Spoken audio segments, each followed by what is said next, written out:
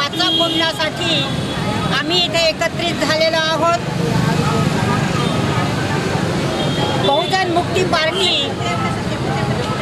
आम्ही बहुजनांच्या आझादीसाठी सतत संघर्षरत आहे।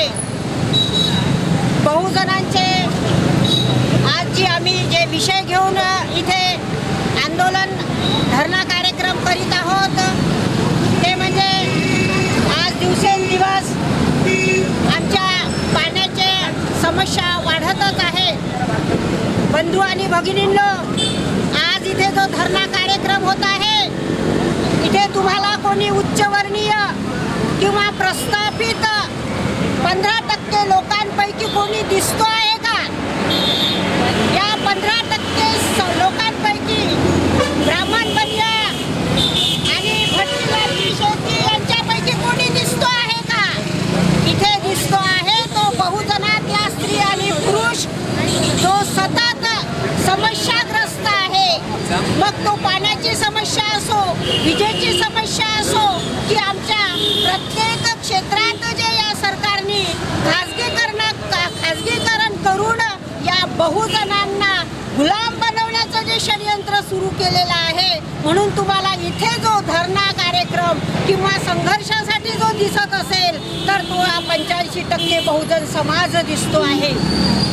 आज आम्ही संपूर्ण मुख्यमंत्र्यांपासून तर सगळ्या प्रशासकीय अधिकाऱ्यांना चेतावणी देत आहोत की यानंतर तुम्ही जर आमच्या समस्यांचा तोडगा काढणार नाही किंवा योग्य तो न्याय देणार नाही तर आम्ही सतत संघर्ष करत राहू।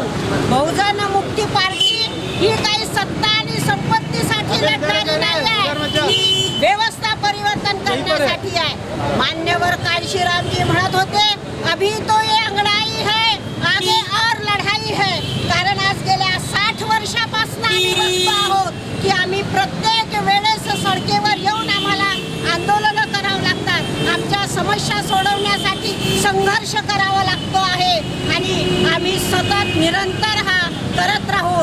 आताच आमचे ॲडव्होकेट थोरात सरांनी सांगितलं की फार मोठ्या प्रमाणात आम्ही टप्प्याटप्प्याने आंदोलन करणार आहोत आणि ते आम्ही केल्याशिवाय राहणार नाही। आणि म्हणून आज आम्ही या प्रशासकीय अधिकाऱ्यांना हे चेतावणी देत आहोत की लवकरात लवकर तुम्ही आमच्या समस्यांचं समाधान करा आणि नाही तर आम्ही येत्या भविष्यामध्ये उग्र आंदोलन करणार। कारण आमचा म्हणजे बहुजनांचं मागितल्याशिवाय आम्हाला संघर्ष केल्याशिवाय मिळत नाही। हमको छीन के लेना है अब सभी, इसलिए हम संघर्ष करते रहेंगे। एवढं बोलून